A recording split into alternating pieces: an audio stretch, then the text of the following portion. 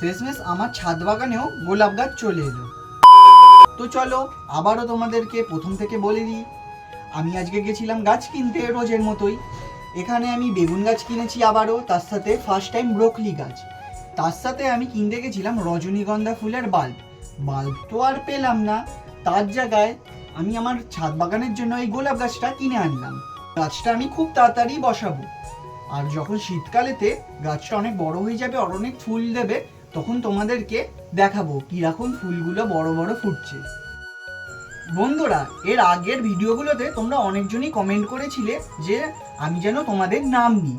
তার মধ্যে থেকে এই আমি আয়ুষ দাস বলে একজনের নাম নিলাম।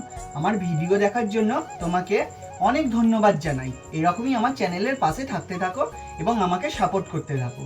আর তোমরা যদি চাও আমি তোমাদেরও নাম নিই ভিডিওর মধ্যে, তোমরা এই ভিডিওটার কমেন্টে নিজেদের নাম আর তোমরা কোথা থেকে ভিডিওটা দেখছো সেটা অবশ্যই জানিয়ে দাও।